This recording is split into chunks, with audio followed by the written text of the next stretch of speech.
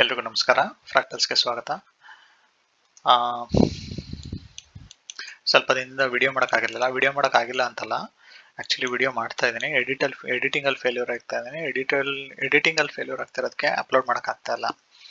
ಯಾಕೆ ಅಂತಂದ್ರೆ ನನ್ನ ಮಧ್ಯದಲ್ಲಿ ಒಂದು ಸ್ವಲ್ಪ ಕುಚೇಷ್ಟೆ ಮಾತುಗಳು ಜಾಸ್ತಿ.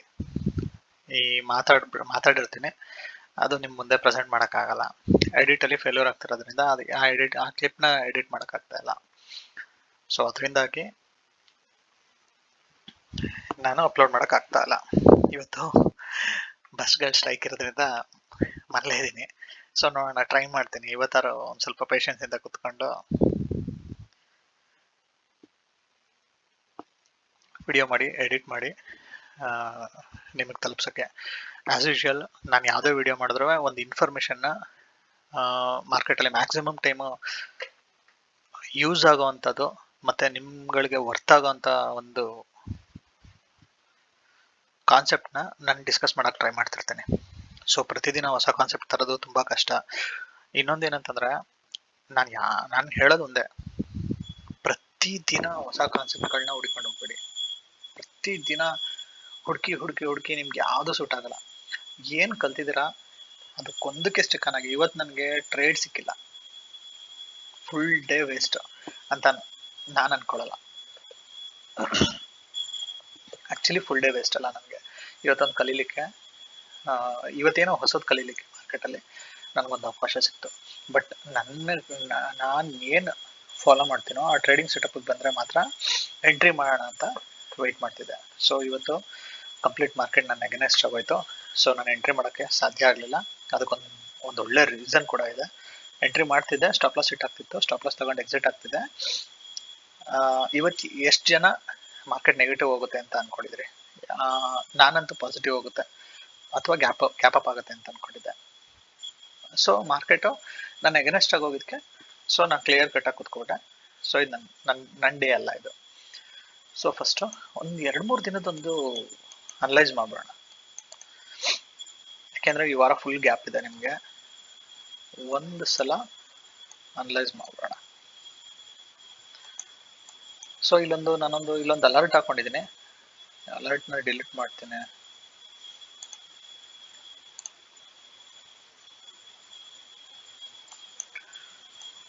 ನನ್ನ ಇವತ್ತಿನ ಟಾರ್ಗೆಟ್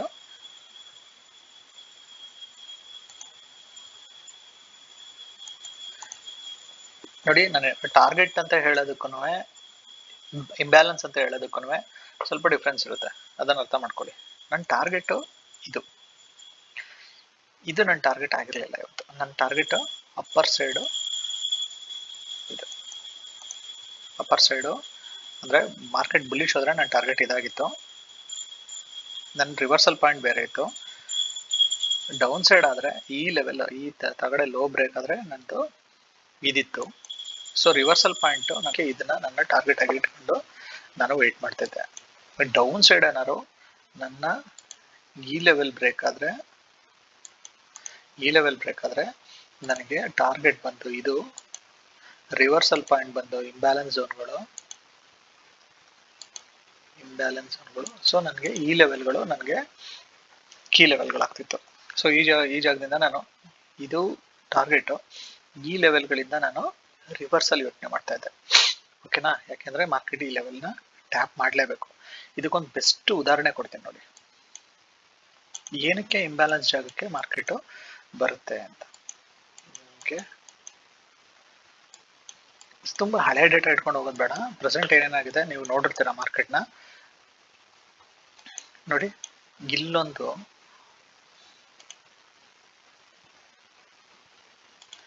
ಇಂಬ್ಯಾಲೆನ್ಸ್ ಜಾಗ ಇದೆ, ಇದೊಂದು ಇಂಬ್ಯಾಲೆನ್ಸ್ ಜಾಗ. ಓಕೆ, ನೋಡಿ ಮಾರ್ಕೆಟು ಈ ಜಾಗನ ಟ್ಯಾಪ್ ಮಾಡಿದೆ. ಸೊ ನಮಗೆ ಇದನ್ನ ನಾನು ಅನೌನ್ಸ್ ಮಾಡಿರಲಿಲ್ಲ, ಯಾವಾಗಲೂ ಅನೌನ್ಸ್ ಮಾಡಿದೆ ಅಂತ ಹೇಳ್ಬಿಡಕ್ಕೆ ಅಷ್ಟು ಸುಲಭ ಅಲ್ಲ. ಆಲ್ಮೋಸ್ಟ್ ಎಷ್ಟು ದಿನ ತಗೊಂಡಿದೆ ನನಗೆ?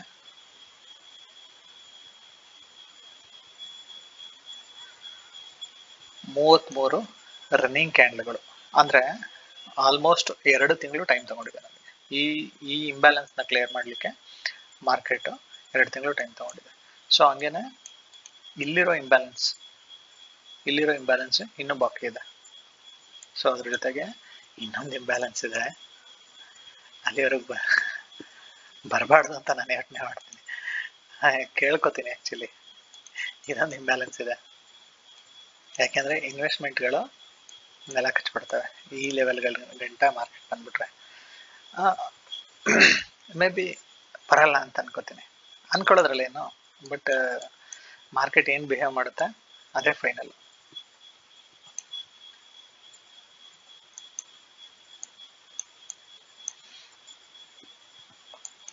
ಈಗ ನೋಡಿ, ಇದೊಂದನ್ನು ಮಾತ್ರ ಟ್ಯಾಪ್ ಮಾಡಲಿಲ್ಲ ಮಾರ್ಕೆಟ್, ಇನ್ಯಾವುದಿದೆ ಇಂಬ್ಯಾಲೆನ್ಸು ಒಂದ್ಸಲ ಚೆಕ್ ಮಾಡ್ತೀನಿ.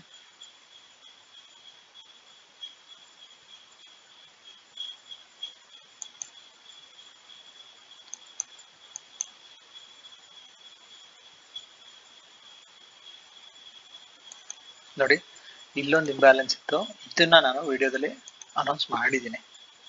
ಮಾರ್ಕೆಟ್ ನೋಡಿ ಈ ಜಾಗಕ್ಕೆ ಬಂದೇ ಬರುತ್ತೆ ಅಂತ ನಾನು ಒಂದ್ಸಲ ವಿಡಿಯೋದಲ್ಲಿ ಹೇಳಿದ್ದೀನಿ. ನೀವು ಬೇಕಾದ್ರೆ ಒಂದ್ಸಲ ವಿಡಿಯೋನ ಇನ್ನೊಂದ್ಸಲ ನೋಡಿ ಚೆಕ್ ಮಾಡಿ, ನಿಮ್ಗೆ ಅದ್ರ ಲಾಜಿಕ್ ಅರ್ಥ ಆಗುತ್ತೆ.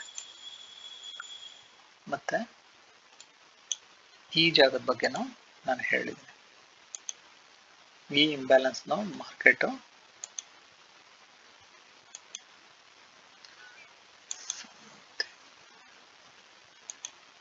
ಈ ಜಾಗನೂ ಮಾರ್ಕೆಟು ಕ್ಲಿಯರ್ ಮಾಡುತ್ತೆ, ಯಾವ ಕಾರಣಕ್ಕೂ ಮಿಸ್ ಮಾಡಲ್ಲ ಅಂತ ಹೇಳಿದ್ದೀನಿ.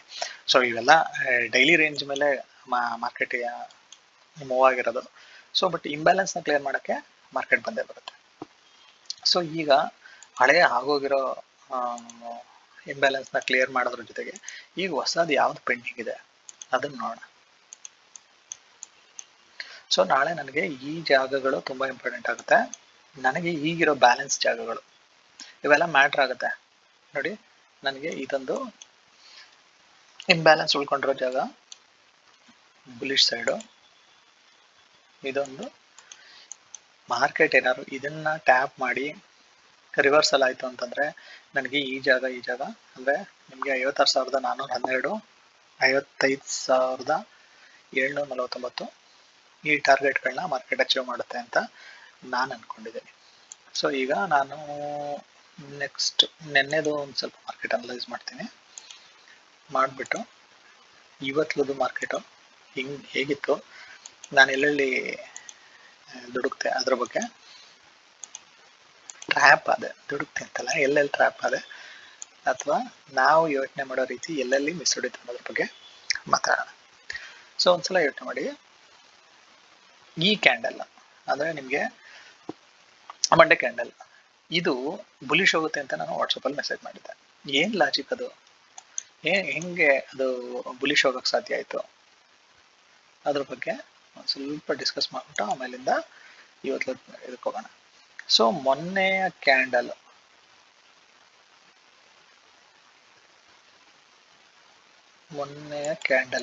ಅಂದರೆ ನಾನು ಇಲ್ಲಿಗೆ ಹಾಕಿದ್ದೀನಿ ಅಂದ್ಬಿಟ್ಟು ಇದನ್ನು ತಗೋಬೇಡಿ, ಕನ್ಸಿಡರ್ ಮಾಡಿಬಿಡಿ. ಈ ಕ್ಯಾಂಡಲ್ನ ಲೋ ನನ್ನ ಟಾರ್ಗೆಟ್, ಅರ್ಥ ಮಾಡ್ಕೊಳ್ಳಿ. ಈ ಕ್ಯಾಂಡಲ್ನ ಲೋ ನನ್ನ ಟಾರ್ಗೆಟು, ನನ್ನ ಇಂಬ್ಯಾಲೆನ್ಸ್ ಪಾಯಿಂಟ್ ಇದು, ಓಕೆನಾ. ಇಲ್ಲೊಂದು ಸಣ್ಣ ಟ್ರಿಕ್ ಇದೆ ನೋಡಿ, ಎಷ್ಟು ಚೆನ್ನಾಗಿ ವರ್ಕ್ ಆಗಿದೆ ಮಾರ್ಕೆಟಲ್ಲಿ.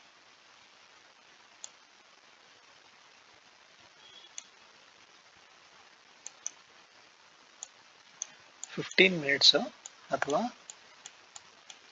5 ಮಿನಿಟ್ಸಿಗೆ ಬಂದರೆ ನಿಮಗೆ ಇಂಬ್ಯಾಲೆನ್ಸ್ ಜಾಗ ಆಯಿತು, ಟಾರ್ಗೆಟ್ ಆಯಿತು. ಮಾರ್ಕೆಟಲ್ಲಿ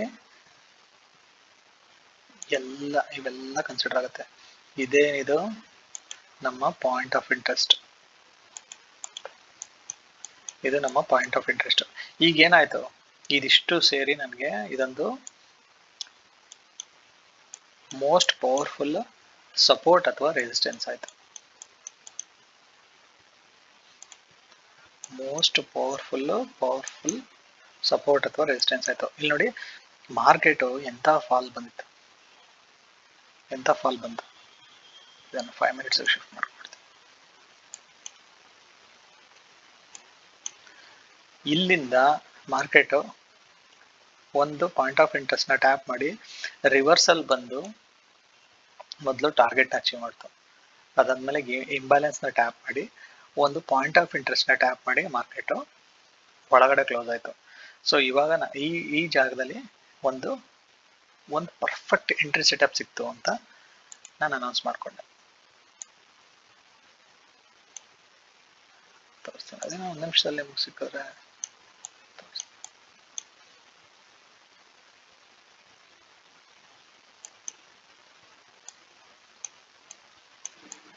ನೋಡಿ. ಸ್ಟ್ರಕ್ಚರ್ ಬ್ರೇಕ್ ಆಗ್ಬೇಕು ಅಂದ್ರೆ ಇಲ್ಲಿಗೆ ಹೋಗ್ಬೇಕು. ನಿಮ್ಗೆ ಒಂದು ಯೂನಿಕಾರ್ನ್ ಸೆಟಪ್ ಸಿಕ್ಕಿದೆ. ಇಲ್ಲಿ ನೀವು ಆರಾಮಾಗಿ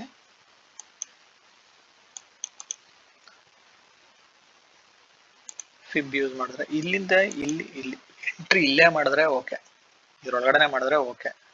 ಅಕಸ್ಮಾತ್ ಮಾಡಲಿಲ್ಲ, ಇದನ್ನ ಮಿಸ್ ಮಾಡ್ಕೊಂಡ್ರಿ ಅಂತಂದ್ರೆ ರ್ಯಾಲಿ ಆಗಿ 50% ಬರೋ ಗಂಟ ವೇಟ್ ಮಾಡಿದ್ರೆ, ರ್ಯಾಲಿ ಆಗಿ 50% ಬರೋ ಗಂಟ ವೇಟ್ ಮಾಡಿದ್ರೆ ಈ ಝೋನಿನ ತಳಗಡೆ ನೀವು ಎಂಟ್ರಿ ಮಾಡ್ಬೋದು. ಈ ಝೋನಿನ ತಳಗಡೆ ಎಂಟ್ರಿ ಯಾವ್ದಿದೆ ನಿಮ್ಗೆ? ಈ ಝೋನಿನ ತಳಗಡೆ ನಿಮ್ಗೆ ಒಂದು ಪಾಯಿಂಟ್ ಆಫ್ ಇಂಟ್ರೆಸ್ಟ್ ಇದೆ. ಈ ಜಾಗದಲ್ಲಿ ಎಂಟ್ರಿ ಮಾಡಿದ್ರೆ ನಿಮ್ಗೆ ಆಲ್ಮೋಸ್ಟ್ ನೋಡಿ, ನಿಮ್ಗೆ ನೀವು ಎಂಟ್ರಿ ಮಾಡ್ಬೇಕು ಅಂತಂದ್ರೆ ನೀವ್ ಏನ್ ಅನ್ಕೊಂಡಿದೀರಾ ಅದೇ ಸಿಸ್ಟಮ್ ಕಾಯ್ಬೇಕು. ಇಲ್ಲ ಇಲ್ಲಿ ಹೋಗ್ತಾ ಇದೆ, ಇಲ್ಲೊಂದು ಹೈಯರ್ ಹೈ ಮಾಡ್ಕೊಂಡು ಹೋಗ್ತಾ ಇದೆ, ನಾನು ಇಲ್ಲಿ ಎಂಟ್ರಿ ಮಾಡ್ತೀನಿ ಅಂತಂದ್ರೆ ನೋಡಿ, ಇಲ್ಲೆಲ್ಲ ಬ್ರೇಕ್ಔಟ್ ಅಲ್ಲಿ ಎಂಟ್ರಿ ಮಾಡ್ತೀನಿ ಅಂತಂದ್ರೆ ನೋಡಿ, ಒಂದು ಸ್ಟಾಪ್ ಲಾಸ್ ಹಿಟ್ ಆಗುತ್ತೆ. ಎಷ್ಟು ಪಾಯಿಂಟ್ ಸ್ಟಾಪ್ ಲಾಸ್ ಹಿಟ್ ಆಗುತ್ತೆ?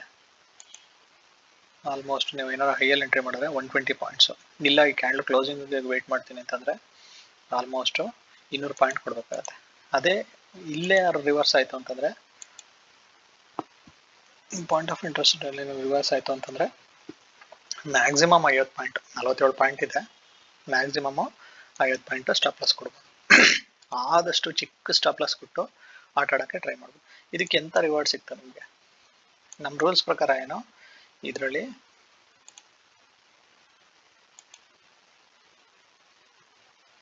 ಐವತ್ತು ಪಾಯಿಂಟ್ ಸ್ಟಾಪ್ ಲಾಸ್, ನನಗೆ 150 ಪಾಯಿಂಟ್ ಟಾರ್ಗೆಟ್ ಸಿಗ್ತಾ ನೋಡಿ. 150 ಪಾಯಿಂಟ್ ಆರಾಮಾಗಿ ಸಿಕ್ಕಿದೆ.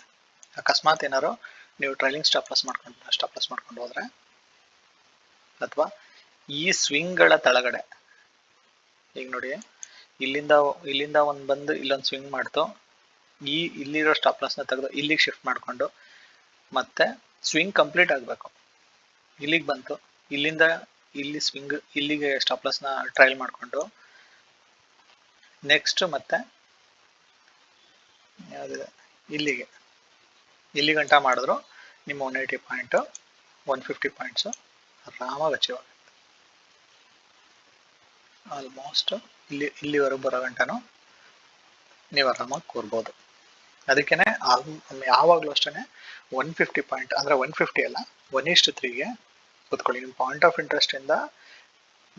ಇಂಟ್ರೆಸ್ಟ್ ಎಷ್ಟಿದೆ ಅದ್ರ ಮೇಲೆ ನೀವು 150 ಅಂದರೆ 1:3ನ ಅಚೀವ್ ಮಾಡೋಕ್ಕೆ ಮ್ಯಾಕ್ಸಿಮಮ್ ಟ್ರೈ ಮಾಡಿ. ಸೆಕೆಂಡ್ ಆಪರ್ಚುನಿಟಿ ವೇಟ್ ಮಾಡಿ. ನೀವು ಪ್ರಾಫಿಟಲ್ಲಿ ಇದ್ರ ಬೆಟರ್ ಒಂದು ಪ್ರಾಫಿಟ್ ತಿಂದಮೇಲೆ ಆರಾಮಾಗಿ ನೀವು ಎಕ್ಸಿಟ್ ಆಗ್ಬೋದು. ಇಲ್ಲಿಂದ ಹೆಂಗ್ ರಿಜೆಕ್ಟ್ ಆಯ್ತು ಮಾರ್ಕೆಟ್ ಒಂದ್ಸಲ 15 ಮಿನಿಟ್ಸ್ ಚೆಕ್ ಮಾಡಿ.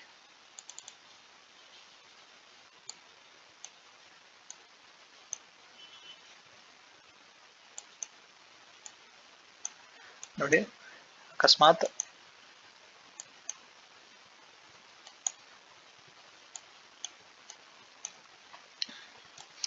ಇದನ್ನು ನಾನು ಅನಲೈಸ್ ಮಾಡಿ ಹೇಳಿದ್ದೀನಿ. ನೀವು ಅದು ಆಕ್ಚುಲಿ ಫೋಟೋ ಹಾಕಿದ್ದೀನಿ, ನಾನು ವಿಡಿಯೋ ಮಾಡೋಕ್ಕಾಗಿರಲಿಲ್ಲ. ಈಗ ಇಲ್ಲಿ ಎಂಟ್ರಿ ಮಾಡಿ ಇಲ್ಲಿ ಎಕ್ಸಿಟ್ ಮಾಡೋದು ಹೇಳ್ಕೊಟ್ಟೆ 150 ಪಾಯಿಂಟ್ಸ್ಗೆ. ಬಟ್ ಇಲ್ಲೇನಿದೆ, ಇಲ್ಲೇನು ಡೇಟಾನೇ ಇಲ್ಲ, ಇಲ್ಲಿಂದ ರಿಜೆಕ್ಟ್ ಆಗ್ತಾ ಇದೆ ಮಾರ್ಕೆಟ್.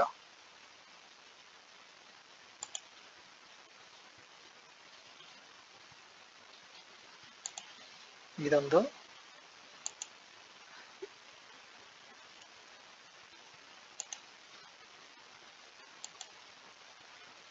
ಪಾಯಿಂಟ್ ನಿಮಗೆ ಸ್ಟ್ರಾಂಗ್ ರಿಜೆಕ್ಷನ್ ಜಾಗ ಆಗಿರುತ್ತೆ ಈ ವಿಕ್ಕಲ್ಲಿ.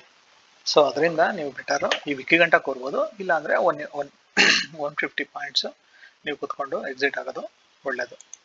ಸೊ ಇದು ಮುಗಿದ್ಮೇಲೆ ಈಗ ನಾವು ಇವತ್ತಿನ ಟ್ರೇಡ್ಗೆ ಬಂದ್ಬಿಡೋಣ. ಇವತ್ತಂದು ಏನೇನು ಆಯ್ತು ಕತೆ, ಇವೆಲ್ಲ ನೆನೆಗೆ ಮುಗೀತು. ಇದನ್ನ ಡಿಲೀಟ್ ಮಾಡ್ಬಿಡೋಣ.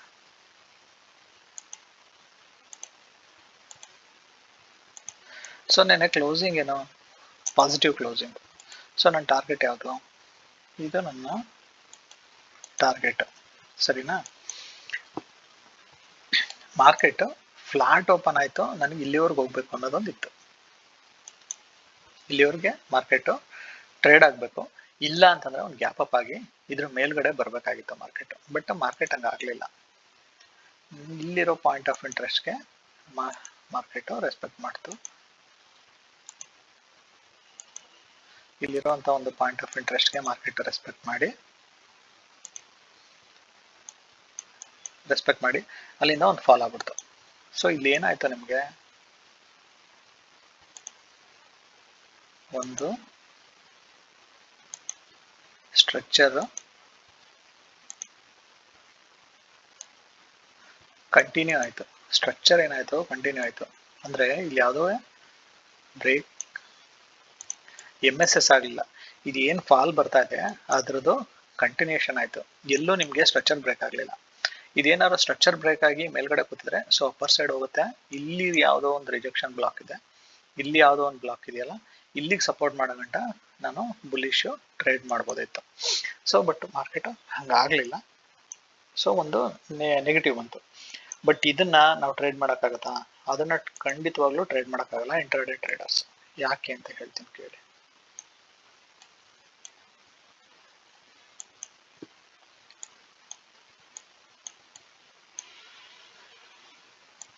ನೋಡಿ, ಇಲ್ಲಿರೋ ಪಾಯಿಂಟ್ ಆಫ್ ಇಂಟ್ರೆಸ್ಟ್ಗೆ ಮಾರ್ಕೆಟ್ ಓಪನ್ ಆದ ತಕ್ಷಣ ಶಾರ್ಪ್ ಮೂವ್ ಕೊಟ್ಟು ಮತ್ತೆ ಅಲ್ಲಿಂದ ಮತ್ತೆ ಒಂದು ದೊಡ್ಡ ಫಾಲ್ ತಗೋತು.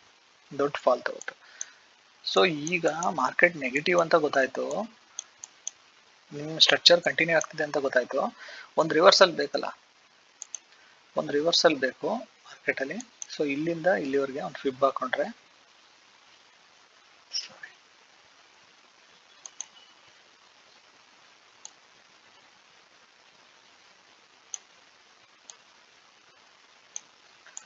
ಇಲ್ಲಿಂದ ಇಲ್ಲಿವರೆಗೆ ಒಂದು ಫಿಬ್ ಹಾಕೊಂಡ್ರೆ ನನಗೆ ಈ ಜಾಗ ತುಂಬಾ ಇಂಪಾರ್ಟೆಂಟ್ ಅನ್ನಿಸ್ತು, ಅಂದ್ರೆ ಸ್ಟ್ರಾಂಗ್ ಸಪೋರ್ಟ್ ಝೋನ್ ಅಂತ ಅನ್ನಿಸ್ತು.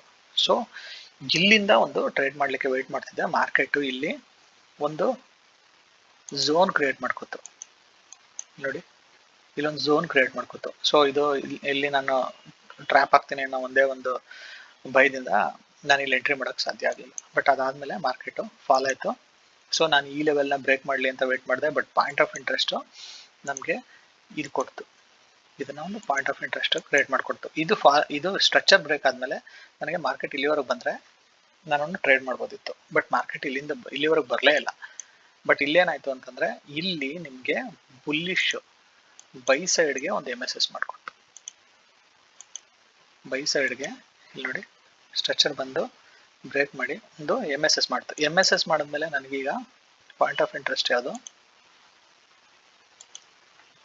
ಒಂದು ಚಿಕ್ಕ ಸ್ಟಾಪ್ ಲಾಸ್ ಇಟ್ಕೊಂಡು ಇದನ್ನು ಪ್ಲೇ ಮಾಡಬೇಕು ಅಂತ ಅನ್ಕೊಂಡಿದ್ದೆ. ಬಟ್ ಈ ಕ್ಯಾಂಡಲ್ ಏನ್ ಮಾಡ್ತಾ ನೋಡಿ, ಫಸ್ಟ್ ಈ ಕ್ಯಾಂಡಲ್ ಏನ್ ಮಾಡ್ತು ಅಂತಂದ್ರೆ, ಮಾರ್ಕೆಟ್ ನಾನು ಎಂಕ್ರೋಚ್ಮೆಂಟ್ಗೋಸ್ಕರ ವೇಟ್ ಮಾಡ್ಬೇಕಾರೆ ಮಾರ್ಕೆಟ್ ಅಲ್ಲಿ ನಾನು ಒಂದು ಎಂಕ್ರೋಚ್ಮೆಂಟ್ಗೋಸ್ಕರ ವೇಟ್ ಮಾಡ್ತಾ ಇದ್ದೀನಿ. ಬಟ್ ಮಾರ್ಕೆಟ್ ಏನ್ ಮಾಡ್ತು ಅಂತಂದ್ರೆ, ಅಂದ್ರೆ ಈ 10 ಗಂಟೆ 19ನೇ ನಿಮಿಷದ ಕ್ಯಾಂಡಲ್ ಅಲ್ಲಿ ಏನಾಯ್ತು ಅಂತಂದ್ರೆ, 59 ಸೆಕೆಂಡ್ ಗಂಟನೂ ಮಾರ್ಕೆಟ್ ಇಲ್ಲಿ ಈ ಕ್ಯಾಂಡಲ್ ಇದೆಯಲ್ಲ, ಸೇಮ್ ಇದೇ ತರ ಒಂದು ಕ್ಯಾಂಡಲ್ ಇತ್ತು. ಇನ್ನೇನು 1 ನಿಮಿಷ ಅಂದ್ರೆ 10 ಗಂಟೆ 19 ನಿಮಿಷ ಕ್ಲೋಸ್ ಆಗೋ 1 ಸೆಕೆಂಡ್, ಅಂದ್ರೆ ಕಣ್ಣು ಮುಚ್ಚಿ ಕಣ್ಣು ಬಿಡೋ ಅಷ್ಟು ಫಾಸ್ಟ್ ಆಗಿ ಒಂದೇ ಸಲ ಮಾರ್ಕೆಟಿಂಗ್ ಬಿದ್ದು ಒಂದೇ ಸಲ ರಿಕವರಿ ಆಯ್ತು. ಸೊ ಇದು ಏನಾಯ್ತು ಅಂತಂದ್ರೆ, ಮತ್ತೆ ಒಂದು ಸ್ಟ್ರಕ್ಚರ್ನ ಕ್ರಿಯೇಟ್ ಮಾಡ್ಕೊಡ್ತು. ನಾನು ಈಗ ಬುಲಿಶ್ ಯೋಚನೆ ಮಾಡ್ತಿದ್ದವನು ಇದರಲ್ಲಿ ಟ್ರ್ಯಾಪಲ್ಲಿ ಸಿಗಾಕೋಬಾರ್ದು ಅಂದ್ಬಿಟ್ಟು ಲ್ಯಾಪ್ಟಾಪ್ ಕ್ಲೋಸ್ ಮಾಡ್ಬಿಟ್ಟೆ. ಸೊ ಇದಾಗಲ್ಲ ಇವತ್ತು. ಯಾಕೆಂತಂದ್ರೆ ಇಲ್ಲೂ ಒಂದು ಟ್ರ್ಯಾಪ್ ಆಯ್ತು, ಇಲ್ಲೂ ಒಂದು ಟ್ರ್ಯಾಪ್ ಆಯ್ತು, ಇಲ್ಲೂ ಒಂದು ಟ್ರ್ಯಾಪ್ ಆಯ್ತು. ಇನ್ನು ಇದ್ರ ಮೇಲೆ ನಾನೇನಾದ್ರು ಮಾರ್ಕೆಟಲ್ಲಿ ಕೂತ್ಕೊಂಡ್ರೆ ಪ್ರಾಫಿಟ್ ಮಾಡೋದು ಬಿಡೋದು ಸೆಕೆಂಡ್ರಿ. ಇನ್ನೇನು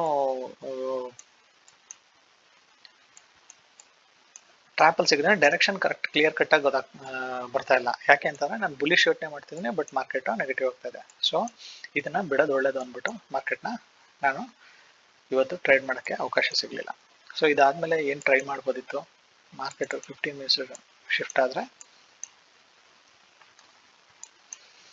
ಕ್ಲೋಸ್ ಮಾಡಿದೆ ಅಂತಲ್ಲ, ಮಾರ್ಕೆಟಲ್ಲಿ ಇದ್ದೆ ಆ್ಯಕ್ಚುಲಿ. ಬಟ್ ನೋಡಿ, ಈ ಜಾಗದಲ್ಲಿ ರಿಜೆಕ್ಟ್ ಆಗಿರೋದಕ್ಕೆ ಯಾವುದೇ ಥರ ರೀಸನ್ ಇಲ್ಲ. 5 ಮಿನಿಟ್ಸಲ್ಲಿ ನೋಡ್ತೀರಾ, ನೋಡಿ ಆಲ್ರೆಡಿ ಒಂದ್ಸಲ ಟ್ಯಾಪ್ ಆಗಿದೆ. ಮತ್ತೆ ಇಲ್ಲಿಗೆ ಬರಬೇಕು ಅಂತ ಯೋಚನೆ ಮಾಡ್ಕೊಂಡು ಕೂತಿದ್ದೆ, ಬಟ್ ಮಾರ್ಕೆಟ್ ಅಲ್ಲಿವರೆಗೂ ಬರಲೇ ಇಲ್ಲ. ಇವತ್ತು ಬಂದಿಲ್ಲ ಅಂದ್ರೆ ಏನು, ನಾಳೆ ಬಂದೇ ಬರುತ್ತಲ್ಲ. ನಾಳೆಗೆ ಬರಬೇಕು. ನಾಳೆಗೆ ಬಂದರೆ ನಮ್ಮದು ಟಾರ್ಗೆಟು ಡೌನ್ ಸೈಡ್ ಇದೆ, ನಾವು ಅದನ್ನು ಅಚೀವ್ ಮಾಡೋಕ್ಕೆ ನೋಡಬೇಕು. ಈಗ 15 ನಿಮಿಷದಲ್ಲಿ ನೋಡಿ, 15 ನಿಮಿಷದಲ್ಲಿ ಮಾರ್ಕೆಟ್, ನಾನು ಆ್ಯಕ್ಚುಲಿ ಎರಡೂವರೆಲೇ ಒಂದು ವಿಡಿಯೋ ಮಾಡಿದ್ದೆ, ಅದು ಸರಿಯಾಗಿ ಬರಲಿಲ್ಲ ಅನ್ನೋ ಉದ್ದೇಶಕ್ಕೋಸ್ಕರ ಡಿಲೀಟ್ ಮಾಡಿದೆ. ಈ ಗ್ಯಾಪ್ನ ಕವರ್ ಮಾಡಿ ಮಾರ್ಕೆಟು ಒಂದು ಫಾಲ್ ತಗೋತು. ಸೊ ಇದು ಕಂಟಿನ್ಯೂ ಆಗುತ್ತೆ ಅಂತ ಅನ್ಕೊಂಡೆ, ಬಟ್ ಇದನ್ನ ನೆಕ್ಸ್ಟ್ ಕ್ಯಾಂಡ್ಲು ಬ್ರೇಕ್ ಮಾಡ್ತು. ಅದು ಇಲ್ಲಿವರೆಗೆ ಬರುತ್ತೆ ಅಂತನೋ ಅದರಲ್ಲೇ ಪ್ರಿಡಿಕ್ಟ್ ಮಾಡಿ